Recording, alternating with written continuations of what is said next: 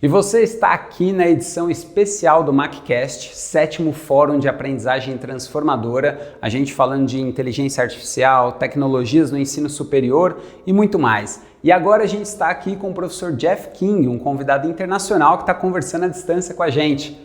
Hello, professor. How are you? Very good. Good to see you. Good to see you too. Professor, could you comment on how it's possible to develop a project that evaluates students' reflect activities?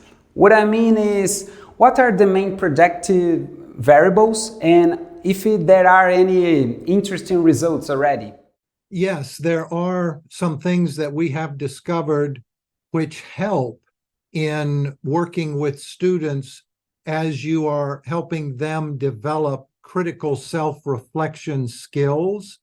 And one of the keys in eliciting good self-reflections from students has to do with crafting the question that you ask them well. And what I mean by that is when you ask the questions that are prompting students' reflections about their own thoughts and their own self-discoveries, what you must do in creating the question is to design the question, to write the question such that it requires students to respond from their own personal experience. And the reason that this is so important is because what you are trying to get the students to do when they reflect is to consider their own learning or the expansion of a perspective that they may be undergoing from their personal viewpoint. And so asking a question that anyone in general could answer because they could find some information somewhere will not be as effective as asking a question, for example, such as you identify one of your own personal experiences that has impacted how you now think about this situation. And in creating questions that require the students to speak from their own experiences, their own history, as they try to connect those experiences and history to the lesson or to the expanded understanding of themselves is very key. We've discovered that to be very helpful in creating prompts. And then finally, very quickly, knowing that the forum is about artificial intelligence, it's also true that when you create prompts that ask students to respond from their personal history, it makes it much more difficult for students to use Chat GPT to create the answer to a critical self-reflective prompt. That makes a lot of sense, Professor, because this discussion is very important because a lot of people are afraid of the technology, but we should think how can we use that to complement our work and the experiences of the students, as you said before. Well, with this advance in artificial intelligence that we are discussing now, I think we should focus on what humans cannot be replaced right now. So having this on our minds, how can the university environment work on skills for the students for thinking about this? Where can you work where you will not be replaced by artificial intelligence? Yes, that's an excellent question. And certainly one of the skills is creativity.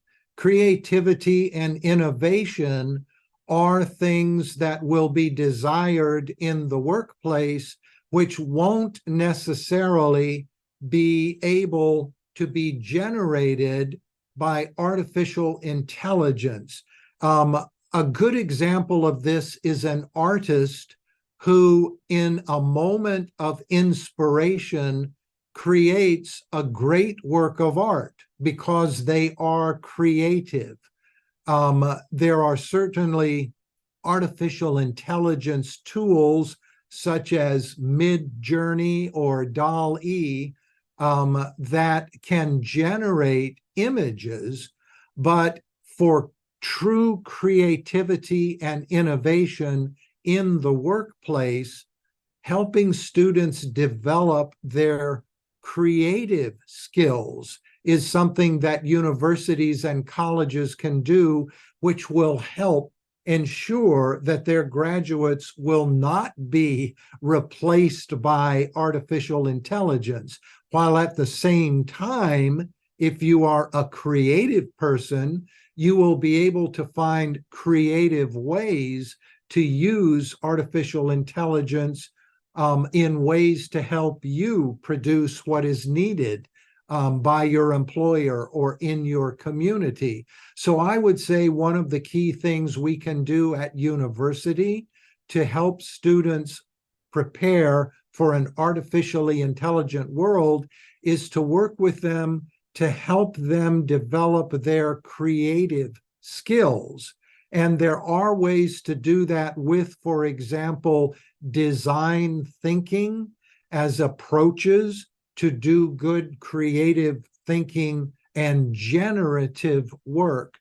I think that this is an area that will help our students work successfully with AI in the future, because employers will be depending upon humans to have those flashes of inspiration, those creative aha moments to go to the next step in advancing the work of that particular business or corporation, or working in government, or even working in higher education.